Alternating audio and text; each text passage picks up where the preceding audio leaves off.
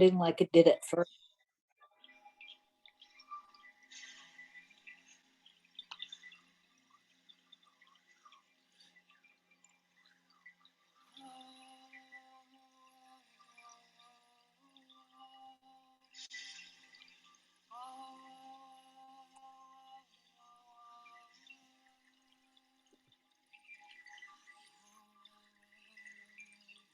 The volume could go up a little.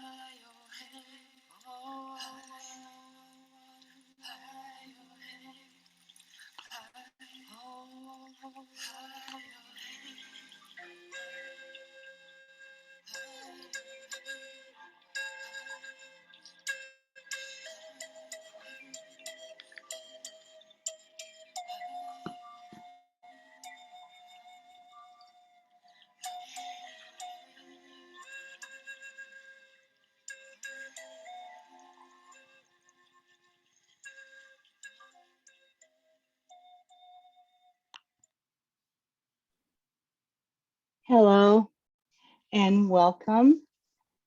It's great to have you um, to to join us in discussing poet memoir, poet warrior, a memoir by Joy Harjo. We should be having a couple more people coming in, but let's get started. Uh, we are, as you know, Needham Connect, and we try to. Our goal is to build empathy through book and conversation. So great to see you, Tom and Amelia. As you know, we're recording this session so that others may be able to see it later. So I'll explain how Needham Connect started as a collaboration with the Needham Public Library, the Needham Human Rights Committee, and the Needham Diversity Initiative. We've been doing this for several years, and it's been very delightful conversations where we've learned about each other and we've learned about other cultures. So today's moderator is Madeline Martin. I met Madeline, I don't know how long ago, Madeline, but it's been a while, and we bonded over our love for books, and she's been generous with her time in preparing for this session. So Madeline, I will turn it over to you. Let me unmute you, or can you unmute? Yes, I think yes. Thank you. Before we get started, I would like us just to take a moment to remember whose land this originally was, the Massachusetts, which they were, the whole eastern part of the state was the Massachusetts. Other communities were had different names that we see often in place names, street names and town names. But if we would just take a moment and remember them.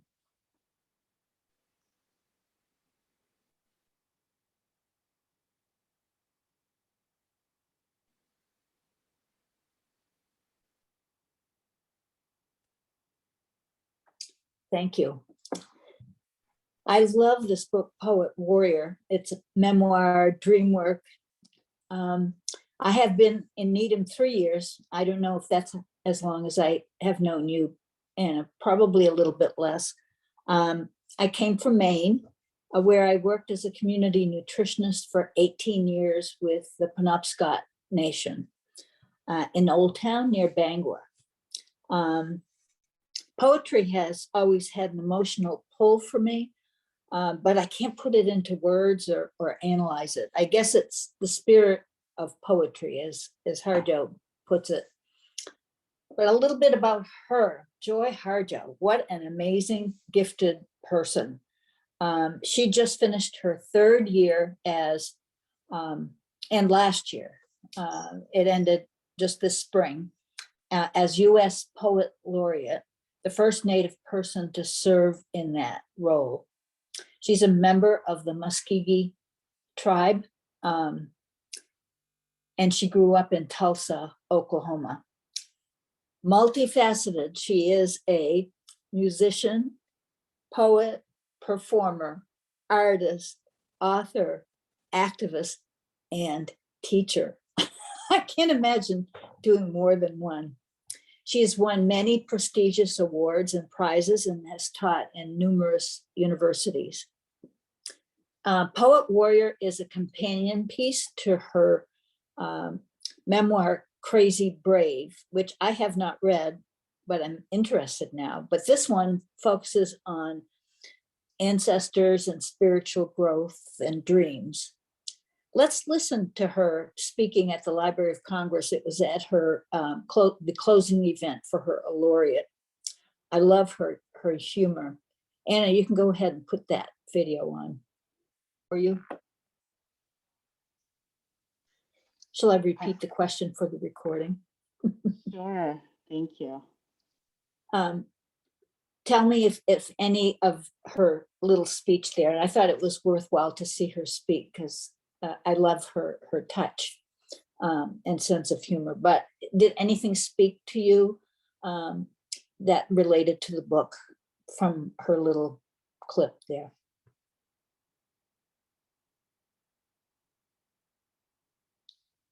It seems to me such an anomaly to connect poetry to warriors. Yeah, and feel free to just jump in since we are, intimate group. Just no need to raise your hand, or I see you all in one screen, so which is great. Maybe one way we can start, since we are only 5, I've sort of told you about my interest in this book, but what drew you to this book other than that it was for the discussion, but is there anything that that spoke to you in particular? Sure, I'll go. I personally just love memoirs written by poets. I just think they have a different attention to detail, and they just are able to kind of codify their moments in their life in a way that I think is really refreshing and engaging. And so I'm always, anytime I come across a poet who's written a memoir, I'm always curious to read it. But I was also curious because of her title, and I was like, it's kind of an interesting way to, I'm glad there was so much of her poetry in this book too, because I feel like we've got a real taste for it. Mm-hmm. Thank you. Tom or Amelia? Tom, you're on mute.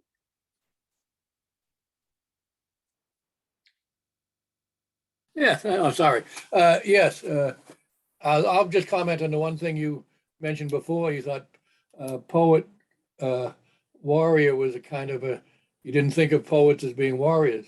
Well, I'm from Irish background, and the 1916 rebellion was led by poets.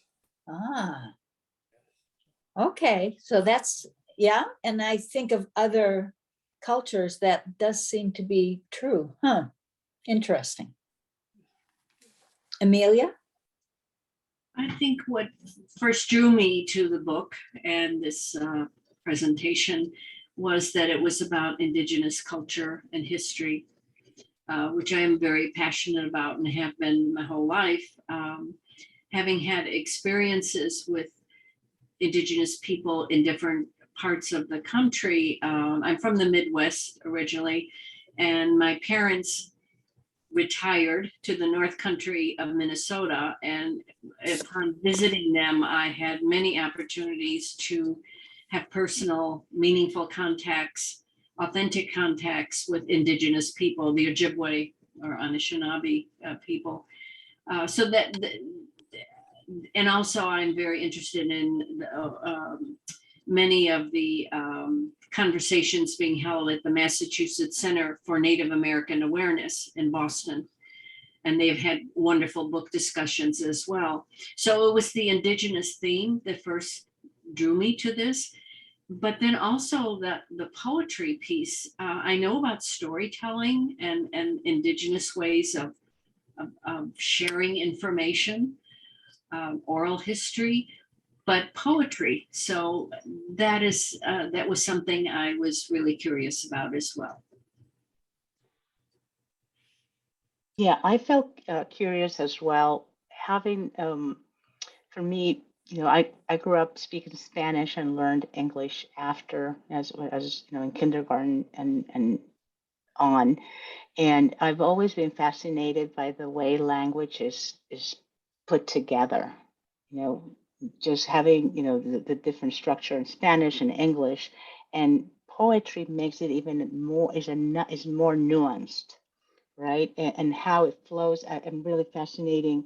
It's fascinating to see how the words are positioned in a way that the meaning changes. And to me, that's what drew me to poetry. Is not, it has never been my first choice, but I'm learning to kind of befriend it from that perspective. And in particular, the story of Native people in the U.S. is something that I'm learning more and more.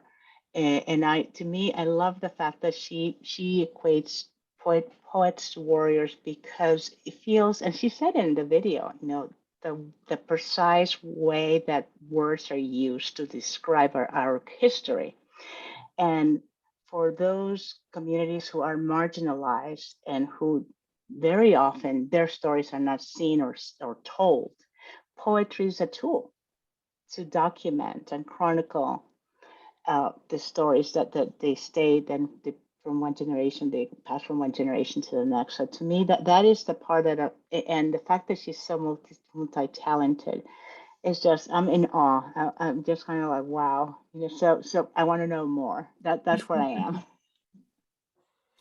Well, that's a great start. I'm going to mention some of the themes that, when I was pulling together what was in the book. And since it's just a small number of us, we could probably touch on quite a few of them, but I don't think we need to feel tied to covering all of them. But they are the old ones, that whole business of her communicating with the old ones.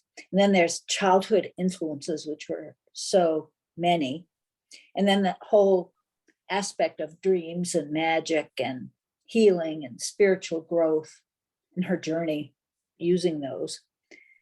And one review I read talked about how time in the book passes quickly. She doesn't go chronologically.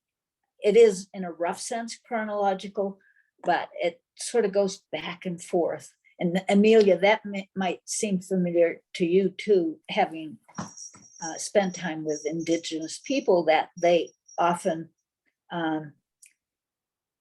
it's communication oftentimes is circular, and it's not, it doesn't start at the beginning and end at the end. Another theme was all her teachers, and then finally the role of generations. I thought we could get started with the old ones. What did you think about her experiences with the old ones as being significant, for her growth? And are her dreams real? Are they like your dreams? And since she used her messages from the old ones for growth, or sometimes to pause growth, how is this different from how you experienced learning from people or whatever for your own growth? So the old ones, you can even just talk about the old ones in the book.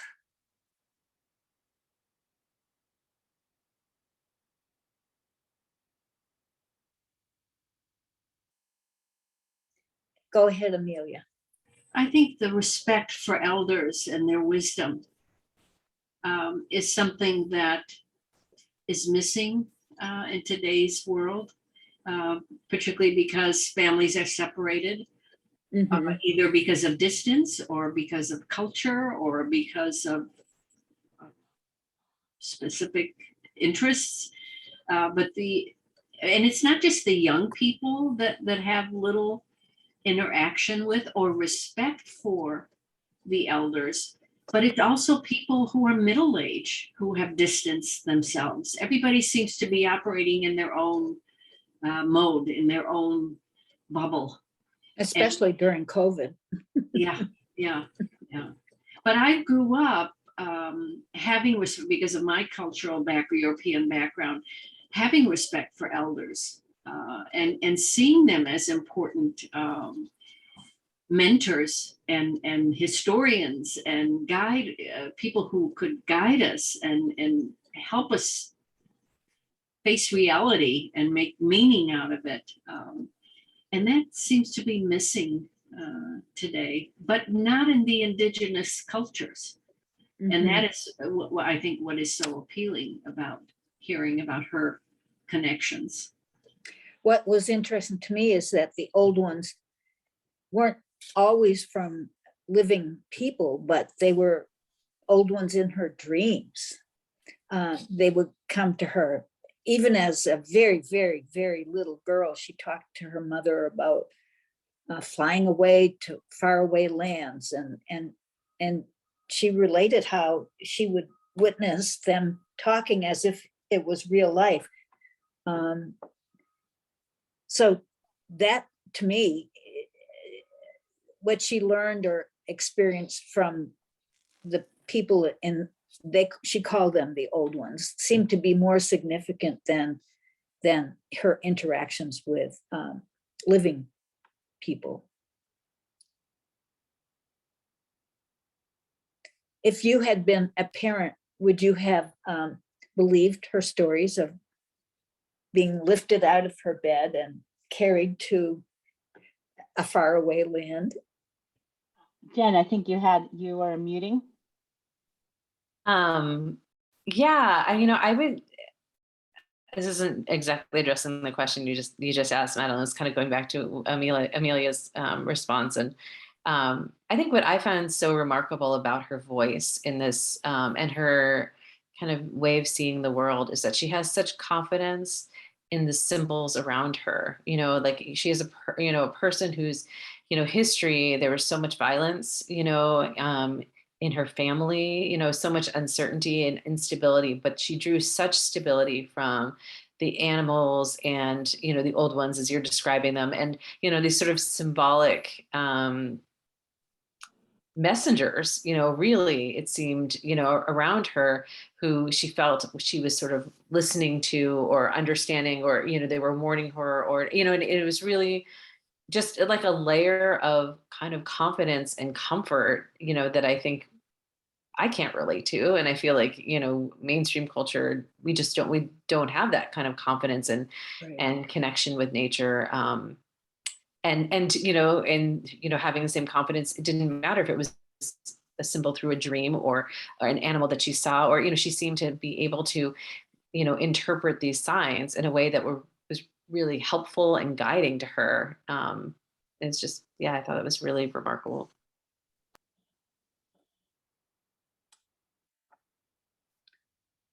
Alan, back to your question about if I were a parent, I have to say yes, because of my background. In my background, South America, the indigenous populations, and they almost every family is mixed. There's a thread of the mix of European, indigenous, and Black and African culture in all throughout South America in one way or another.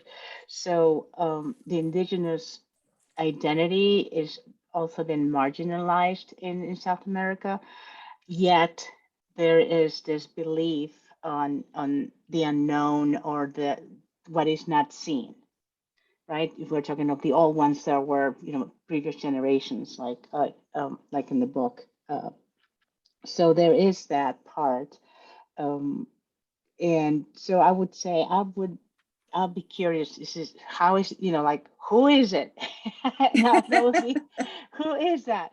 And try to, but there is, but I think in the, as Jen was saying, mainstream culture, it kind of pulls you away from that, right? So you kind of, whatever essence of belief you may have had, or I may have had as a growing up, maybe it got diluted by living, in the United States and kind of becoming part of mainstream. So is one of, but there's an inkling there, right? Mhm. So I wouldn't just discount it. I would just, I'll be curious about that.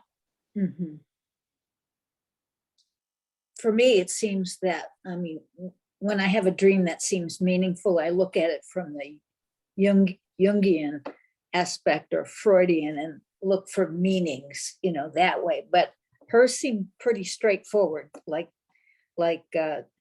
them suggesting that it was time for her to accept a challenge of starting to do things. And she actually turned them down and said, no, I need time to play. And in Hawaii, I don't think you've reached that part, Anna, yet. But when she, towards the end of the book, the last place where she seemed to be working before she returned to Oklahoma was Hawaii. And she spoke about the Pacific Ocean being one of her best teachers. And she didn't really want to leave. She'd been there 12 years, but they came to her and said, it's time for a new challenge. Now, some of us would think that we're thinking that, instead of it coming as a message from someone else. But anyway, she thought about it and reflected on what they said and realized that she could see that her future in Hawaii was going to be more diminished and that she had more things to do. And clearly, being poet laureate has given her a really bigger voice than she would have had if she had stayed in Hawaii. So she decided to leave.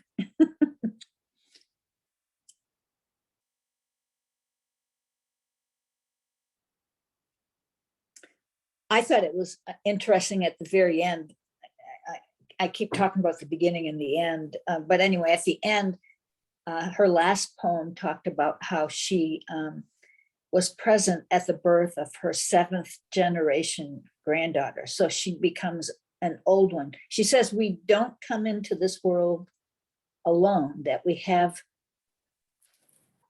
a person or a few people in back of us that help us on the way, which I think is a completely different way than I culturally was brought up.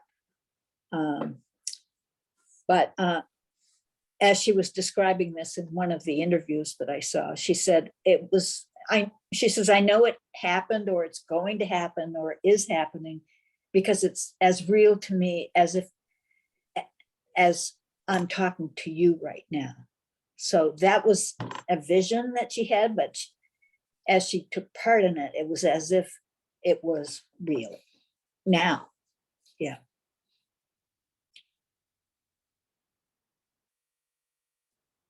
What is the other theme that you had in mind?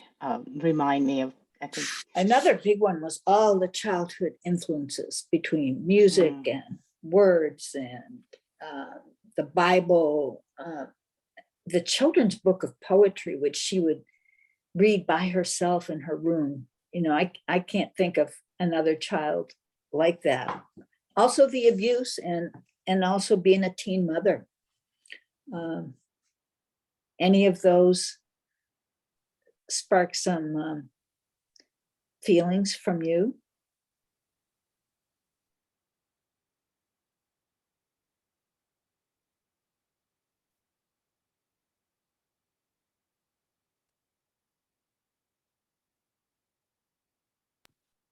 I think one of the most powerful passages for me was with her daughter, when she went to pick up her daughter and bring her daughter home, and the experience with her daughter's partner, you know, and how she just, I mean, I thought it's such a, like, there's so many times when I was reading this book and I just thought, oh, if anyone outside of her culture were writing this story, what would it look like? You know, if somebody else was like, I've got this idea for a novel, it's about this woman, and, you know, and how they would have gotten it wrong, you know, absolutely wrong.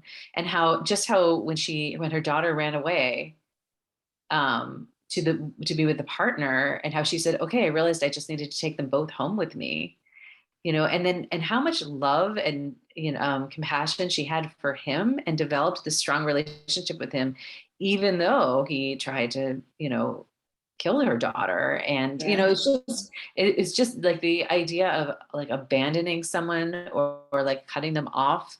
It's not part of her experience, you know, and how she just sort of made space for who they were because they were in her life, and she just kind of found a way to live with them. It was just, I thought it was really beautiful, and just showed her huge capacity for love and acceptance,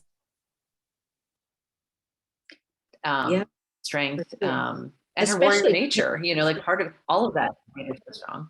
Yeah. and considering her personal history of being abused both by her father and her stepfather, and she also left, you know, early, because she couldn't get along with the stepfather.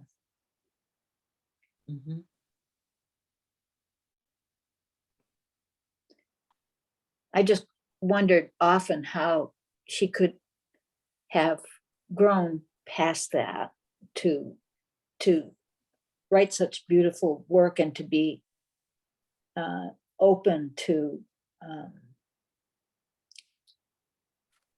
spiritual growth despite that abuse. I mean, you hear about abuse causing people to be angry and to become addicts, but not her.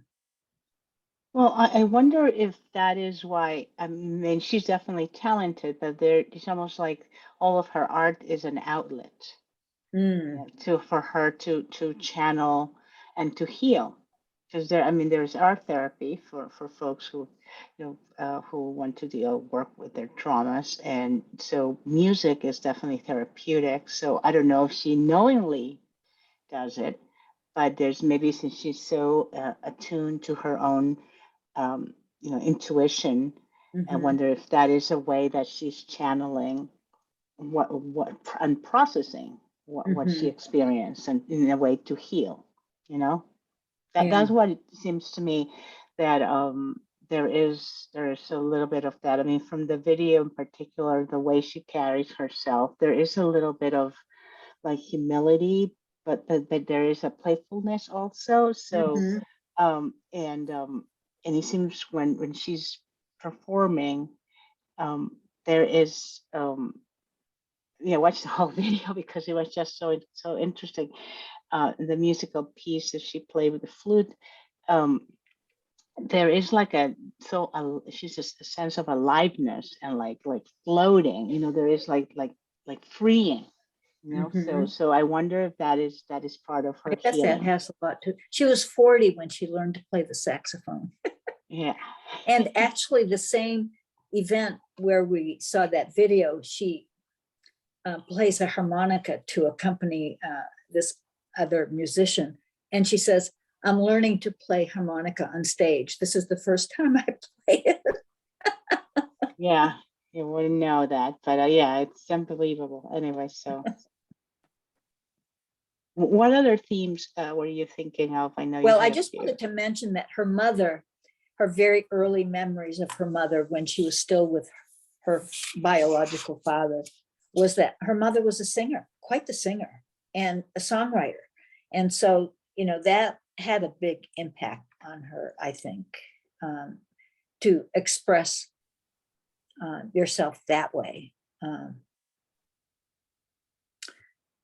So let's see, another theme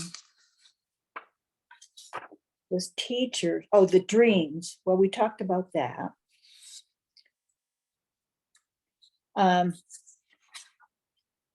So she talks a lot about teachers, and I wrote down some of the influences, but her mother's and father's deaths were interesting to me, that she learned so much from them spiritually. I don't know, Anna, if you've reached that part. Probably not. Her mother's death, where she washes her body, and her father's death is put towards the end, I think. Did anyone else have reaction to that?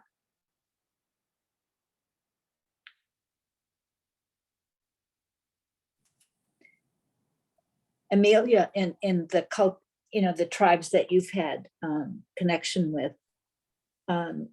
did you experience someone dying and going to funerals, and how different that might have been?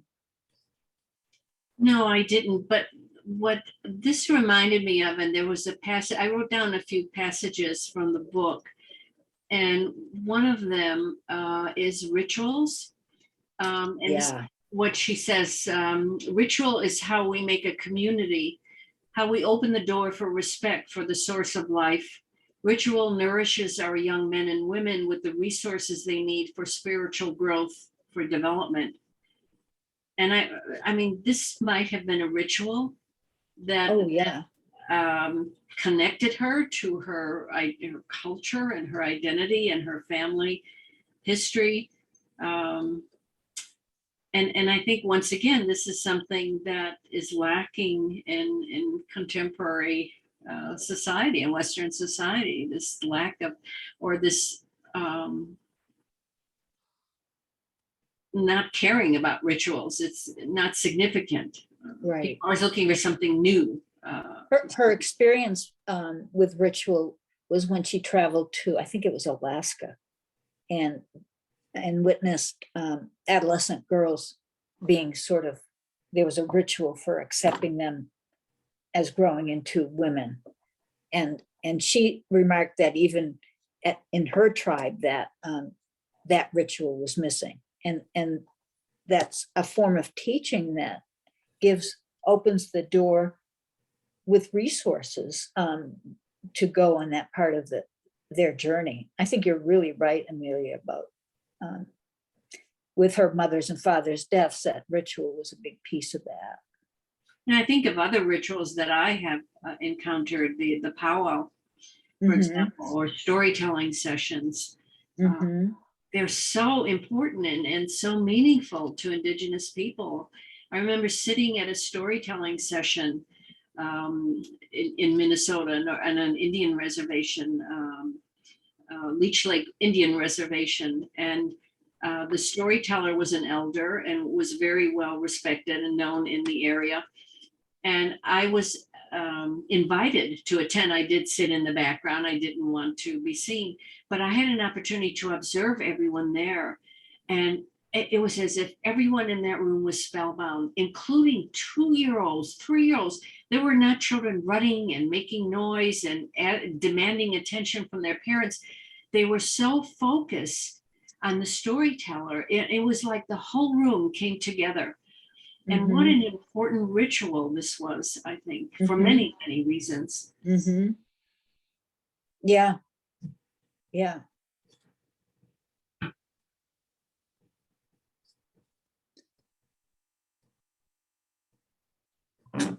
I found it interesting that I think the ritual of entering womanhood, her adolescent experiences. I mean, there's part of her that was such a rebel and had to quote unquote try to be normal, like other kids that she saw, and she swore that she would never be like people she saw, like her mother, ending up in an early marriage and being involved in being beaten up, and yet she becomes a teen mother at 17. And things didn't go smoothly for her for a long time. She talks about being not having much money, and what carried her.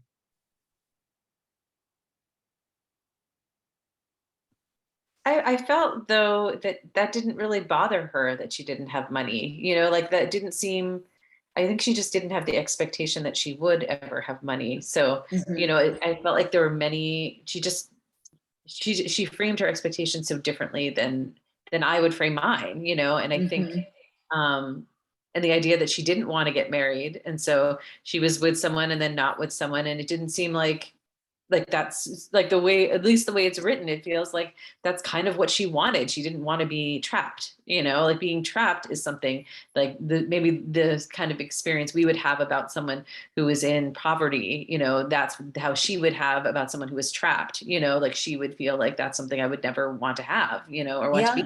Yeah. She certainly wasn't trapped, I think in part because of her ingenuity, but also because of her art.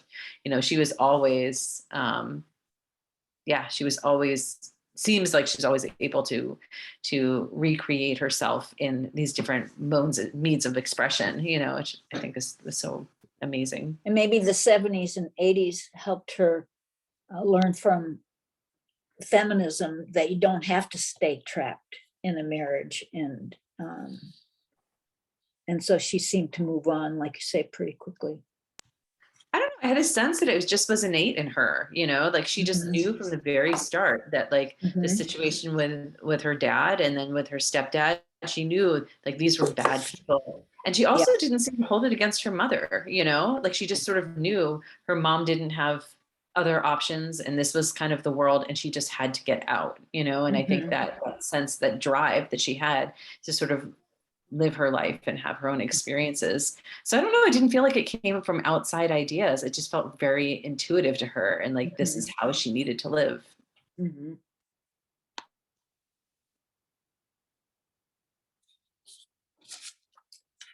I also found it. Go ahead. Let me know when you want me to, if you want me to put up the quote. The quote. Why don't we look at that? Oh, okay. I think it's on page, if you have your book with you, it's 115, I think. If that's the clip I'm thinking of. Not clip, but oh no, that's the prologue. That's on page 1.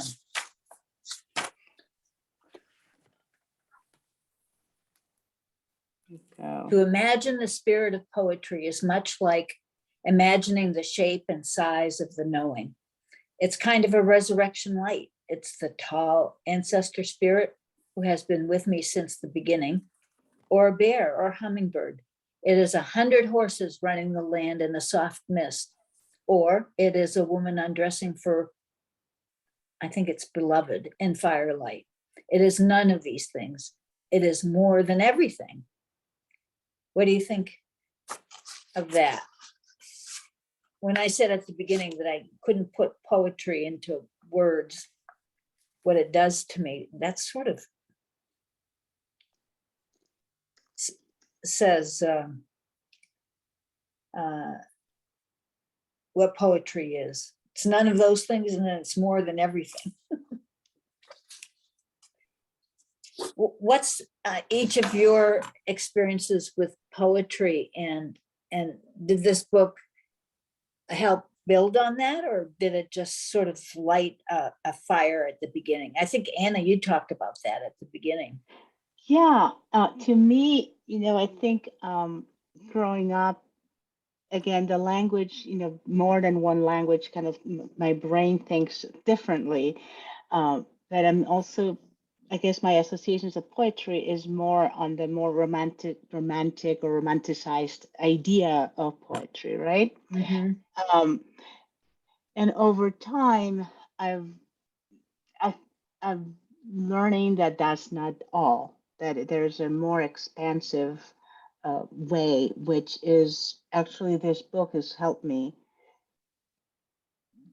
reinforce that.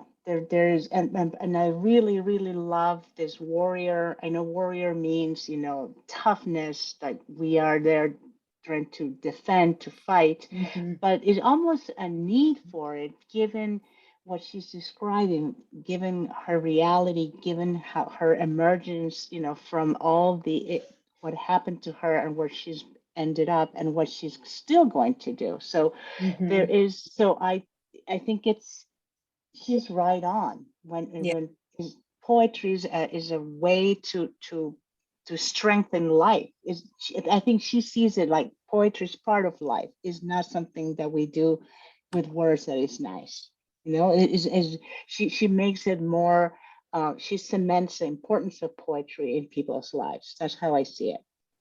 And she tells, it's almost like sometimes when she's telling the story, her memoir, that sometimes she says it in narrative and sometimes she says it in poetry. That could be said better in poetry than in narrative. How about the others of you? Amelia, Jen, Tom? Tom, you haven't said anything yet. I'm going to put you on the spot with poetry. Well, Anna, could we see the people? I've studied a lot of poetry, and Uh-huh. I think there's very many different kinds. I write poetry, and so but as I said before, I think that poetry, can be very powerful, and it is. And I thought hers was, I I thought hers made you think, stop and think, and get an idea.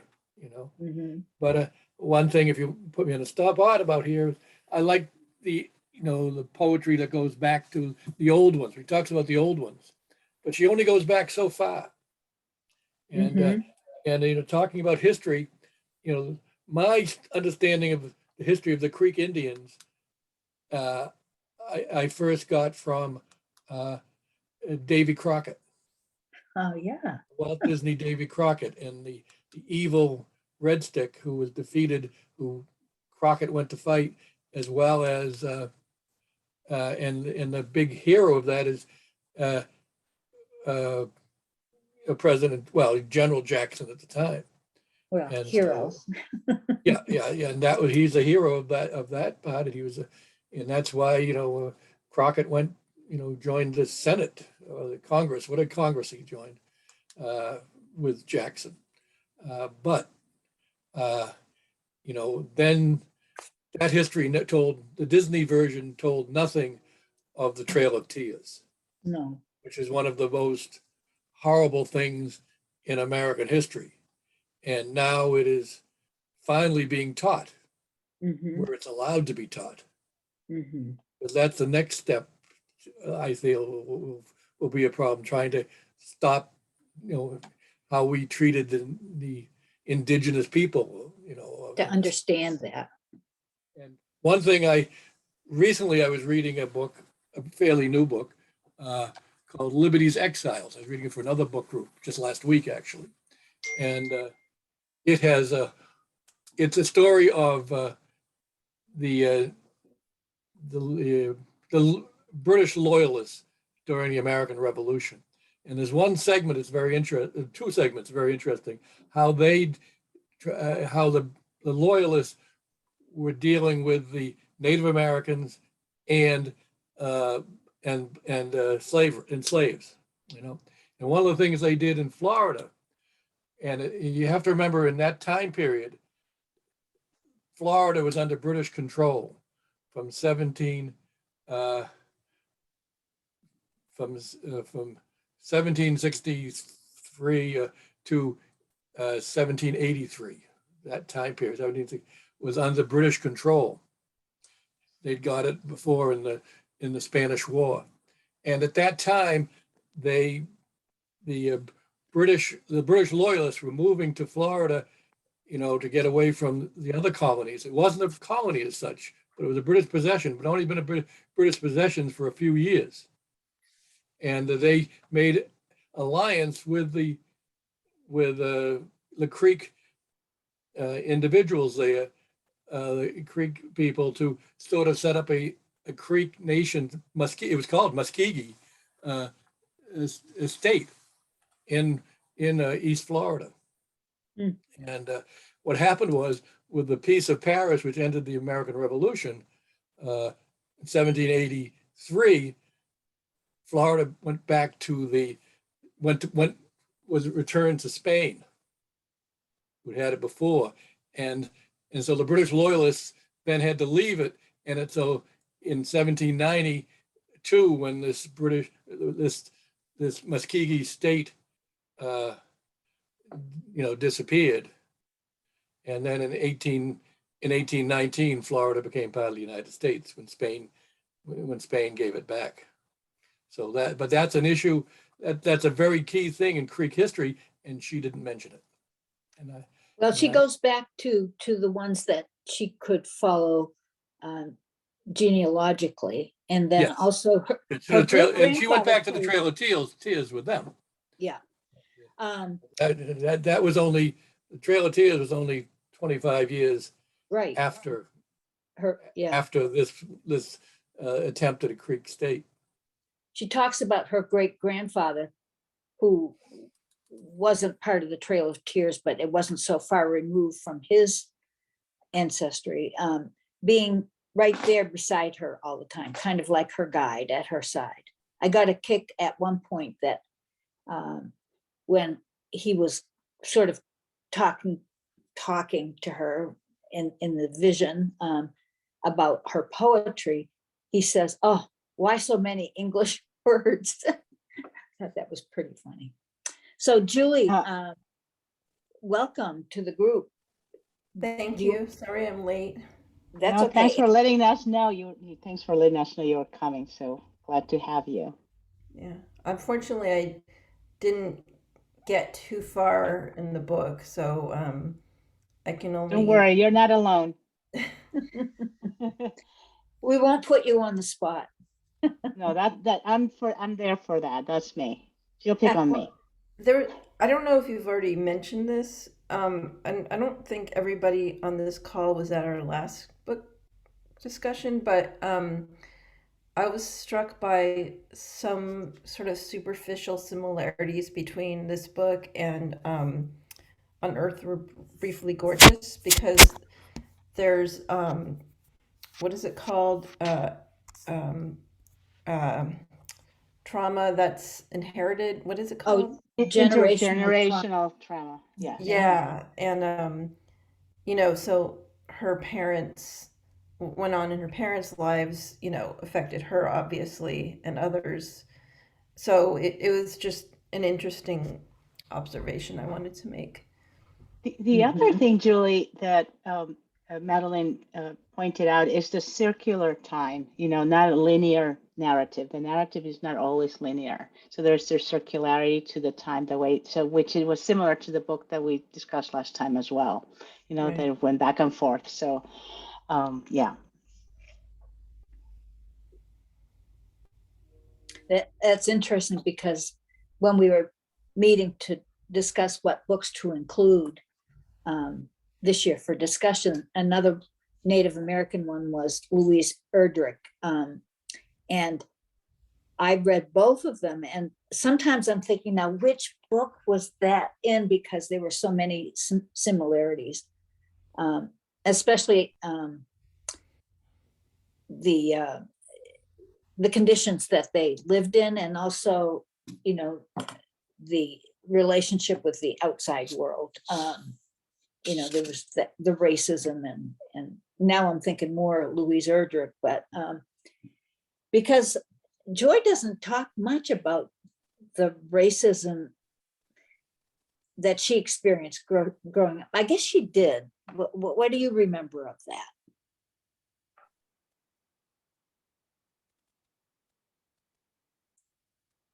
Well, I took some notes from pretty close to the beginning of the book, and I just remember it's more about being displaced. Mhm. I mean, as far as I've read, like I haven't encountered any overt racism per se, but having their land stolen from them, and Mhm. um, having to, there's a quote, figuring out how best to move to save your life. Yeah, So that it's would, like out of necessity, just, yeah. you know, knowing what you need to do to survive, basically. Mhm. There's that one section, the only part I can remember with overt racism was when the police stop her with some friends when they're on their way to Oh, that some was a big party. one. Yeah. Yeah, I feel like that was the only one that really stood out. But mostly it seemed like, I mean, she does talk about her activism, Mhm. but it's really from within, within her community, and what are they doing and where do they draw strength, which I Jen, thought why was. don't you describe for the ones who didn't finish the book, that scene where she's with friends in the car? Oh, yeah. So she's talking about being pulled over by the police, and the experience of the police sort of wanting to find something, kind of pulling her and the friends over, and how difficultly they have to tread. I mean, this is my memory of it. Let me know if I'm missing something, when they get pulled over because the police have done it to sort of release some energy, some control, some power, and how carefully they need to like there's some really They great didn't lines. dare carry alcohol or contraband stuff because they knew they would be stopped. And Yeah. so they were perfectly clean, and the police were a little befuddled. Right. And that's how but they were still, I mean, it was still traumatic for them, the Yeah. experience, even though, and they planned what they carry and what they don't, Mhm. Yeah. like how that fear really guides them. Yeah. It reminds me of driving while filling the blank in a marginalized group, driving while black, driving while brown, or we have conversations. Don't do this, don't do that, take this, say that, put your hands in certain places or not. So it is very similar. It's unfortunate, but it's still very much what happens. So despite her being, it seems like a model citizen at this point, she did have some rough spots, like we've talked about, but I wrote down one quote early in the book that the old ones that Tom was mentioning in the visions she gets, they tell her, "You have chosen a path of many tests. You will learn how to make right decisions by making wrong ones." Don't we all? I know, but some people seem to have a smoother ride than others. Yeah, but things catch up to people. So Or some people don't learn from those mistakes. I could think of some right. politicians.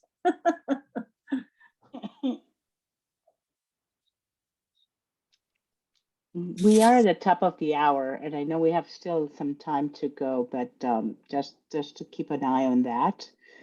In case we want to, I don't know, was there one other theme they want to discuss, or is there any other Yeah, thoughts from there's the one group? theme about the role of generations, and how we each generation plays a role, setting the stage for the next generation to carry on. And near the beginning of the book, she talks about what struck me as the climate crisis.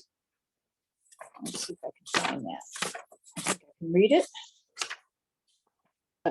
Share the page. I didn't write that page down, but it's Oh. near the beginning. Well, why don't we go back to that and I'll look for it. On page 115, do you have your books? I sound like a teacher. I do. Unfortunately, I have the large print edition. Well, that sounds good. So Anna, you So page 215 is not what you want. 115. 115, okay. I'll see if it matches up. I don't think it does. Oh, bye, Jen.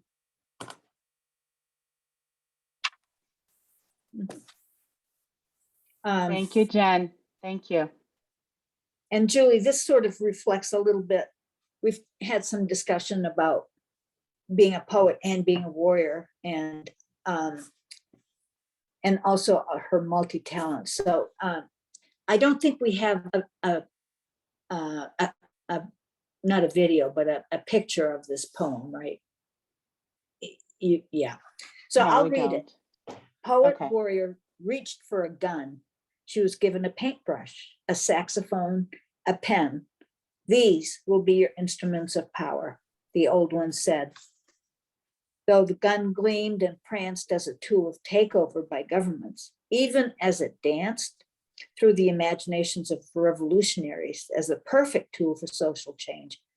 Do not be fooled, they told her. Violence might be louder, tougher, and as often good looking. The power of insight and compassion is fiercely humble and hopeful. Be ready for what the story of your age demands. You will be tested. There will be jealousy, envy, but the most difficult enemies will be from your closest circle, even your family. You must act in a manner that will cause no harm to anyone 7 generations back or forward. So that again talks about her being a warrior in that activist sense, as opposed to being actually violent. Let me see if I can find, basically she talks about how that it has been predicted in Native cultures that the world is going to really change in terms of the birds and nature and the air and the water, and that Native people are going to be leaders in one of these generations coming up to help us come back to the way that we can live with the earth. Just give me a quiet moment here and I'll see if I can find that. Seems to me it was really near the beginning. While you're looking, Oh, here it is. It's I just page wanted to 13. comment on how that quote, the poem that you read is like this week again, as Yeah. many times Yeah. in recent years. It's poignant. Yeah. Especially when people choose guns that their sole purpose is to kill people, not just to protect yourself. Anyway, page 13 is what I was thinking about. These times were predicted, the last paragraph, a time in which the birds would be confused about which direction to fly, to migrate, a time in which the sun would darken with pollution, a time in which there would be confusion and famine. In these kinds of times, we are in great danger of forgetting our original teachings, the nature of the kind of world we share and what it requires of us. In this world of forgetfulness, they told me, they being the old ones, you will forget how to nourish the connection between humans, plants, animals, and the elements, a connection needed to make food for your mind, heart, body, and spirit. You were born of a generation that promised to help remember. Each generation makes a person. You came in together to make change.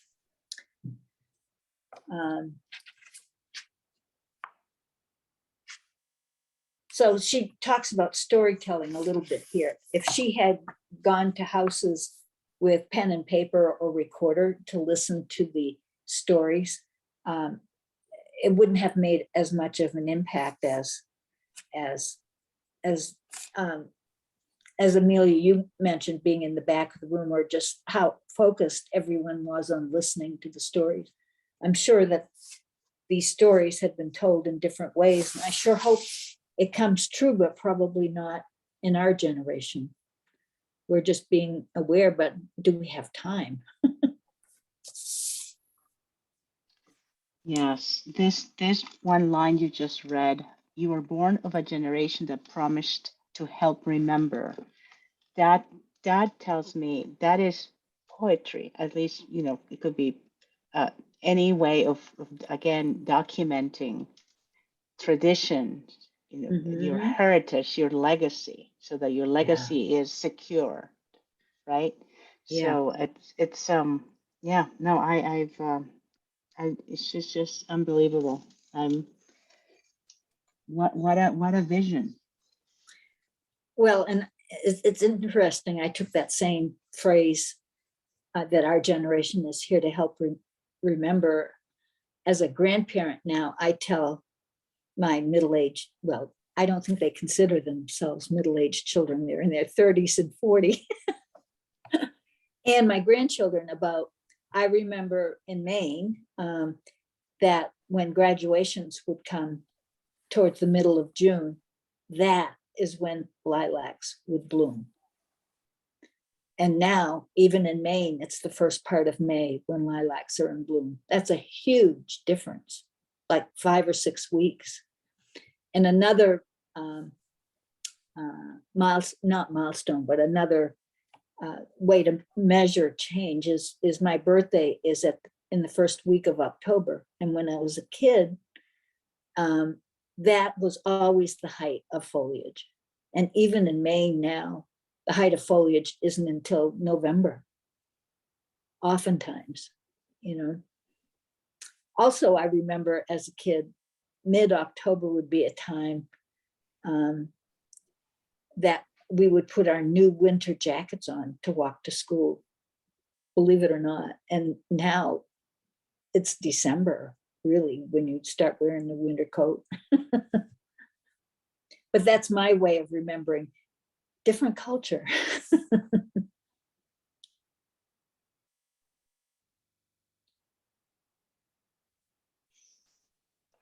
Madeline, how would you, I guess we still have time, but I'm just wondering how would you like to wrap up the conversation with what will be your one last point or theme, or, I mean, there's so much to, I mean, you know, we can go on for, I we can know, start a fan club.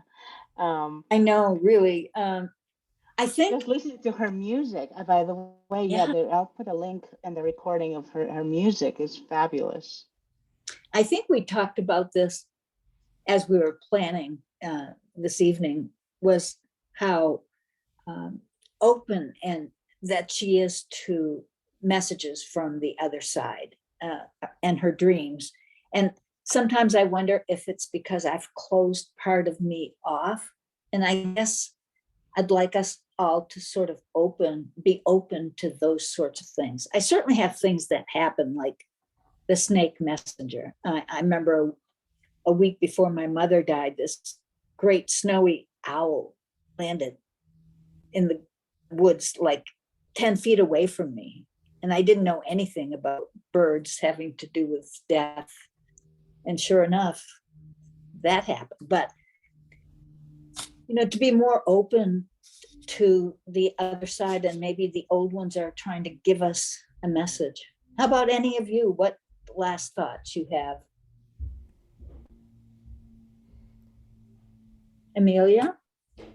I think there's so much to learn from Indigenous culture, and I want to thank you for organizing this book discussion and having this topic, this book, a focus of the book discussion. I think we learn so much through literature, and also personal interaction or face-to-face contact with Indigenous people.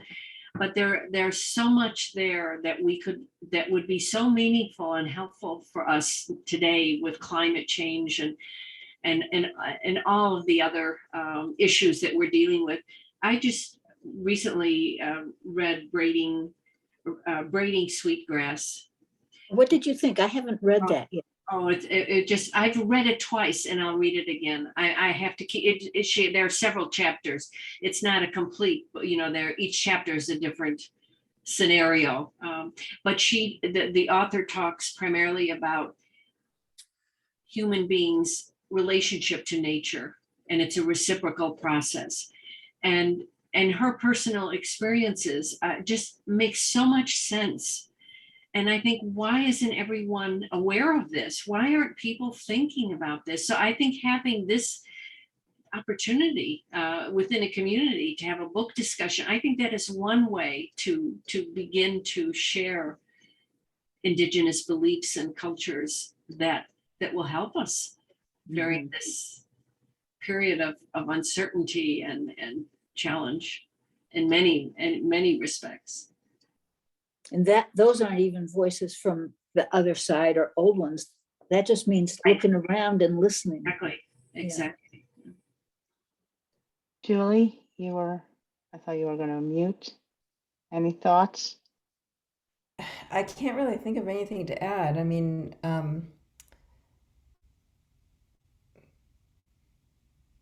I guess I could mention that I'm part of a committee that, successfully helped a couple of students in Needham change the name Columbus Day to Indigenous Peoples Day in the school system.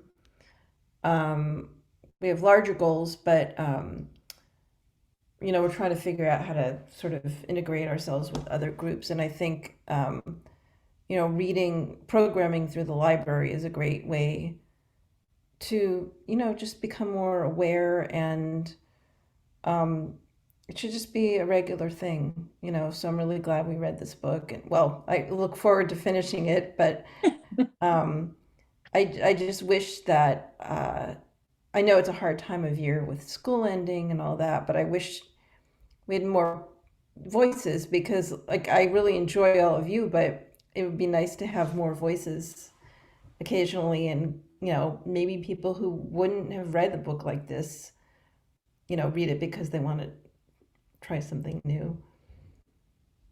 Yeah, Amelia. Thank you. Yeah, Amelia, go ahead. Thank you, Julie. I strongly recommend that if you haven't done so, to connect to, at least get on their newsletter list, Massachusetts Center for Native American Awareness. Mm-hmm. They have many events. They have book discussions. They have speakers, and they also are looking for people to volunteer and to help with some of their projects. I think it's a wonderful resource if you haven't connected to them. Massachusetts Center for Native American Awareness. It's a Massachusetts official. They used to be in City Hall. I don't know where they are now. They're in one of the suburbs, but anyway, Vern Stanley is an incredible person. And Vern's husband, who passed away, was the supreme medicine man of the Wampanoag Nation, Slow Turtle. And when I was teaching at a college, he was our resource person. He was just an incredible person. And there are people still in the organization that are available to come and talk to communities. Mm-hmm. I just added the link to the chat. Thank you. So there's another group that's called the Upstander program, and they teach teachers how to integrate Native American education into their curriculum. They also have hosted videos that you can stream at home, but it's called Upstander. I don't know if you can find that. Yeah, I'm sure I can look it up. Amelia, what was the last word? Mass Center for Native American Awareness. The link is in the chat, Battling.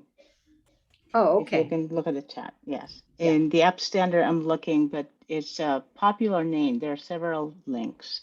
Upstander program, maybe it's this one. Let me see. Training for effective intervention. Yeah, that's very popular name. So there are different topics on that. So what I'll do is I'll look it up and see. Do you have a link for that one, Madeline? Perhaps I'd have to look not back. right now. Yeah, not right now, Yeah. but maybe when for the recording.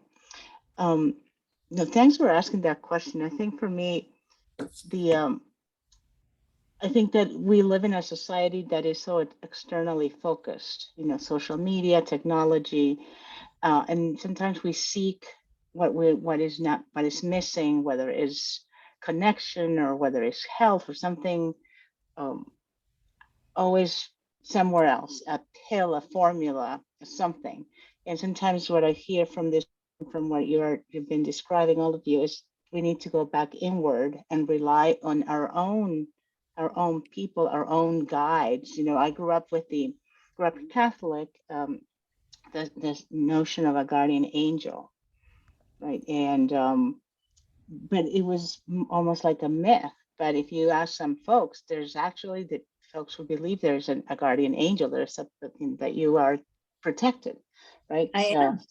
yeah, and I am there too. But but that's so. So I think there is this conversation is making me think. Look inward, go back to your essence, Mhm. as include that as part of your healing, as kind of your evolution as a person, right? As opposed to always focus on the outside. So that's one thing that to me, that this book's telling me, and just to be so encouraged by. I mean, there is no, like she said, they all wanted her to be a lawyer, but she's so many things, right? And for her to be so courageous to just go with it. So many of us are like, no, we have to do this. We have to do this, Mhm. right? So Mhm. just that freedom, just so so kind of to look at that and use it as inspiration as we go forward. So thank you for that thought. I'll put in the chat the link. I found it. Right. Well, I am going to, unless there are any other thoughts, I want to make sure everybody had a What's chance. our next book? We are actually, this is the last book of the season. So we are going to, That's why I couldn't find another one. Yeah. we're going to regroup. And actually for next season, starting the fall, there are some collaborations. The library is going to do a collaboration with other libraries. So we may participate in that and just read that book as part of a bigger effort across different libraries. Then there is also the Rotary Club donated a book, The Color of Law, which there was the author actually had a session a few months ago. I think the NDI sponsored that and a few other groups. So we have that book also there available. There are books available for us to read. So we have all those. And then the Friends of the Library, they have a couple of speakers that may be aligned with our themes. So we have choices to make as a group. And the good news is that there's more to do, and there's many books to choose from. So, but I think we're going at a good pace. 3 is good, I think, because everyone is busy, and there's so many book clubs too. So Mhm. thank you for tonight. Thank you.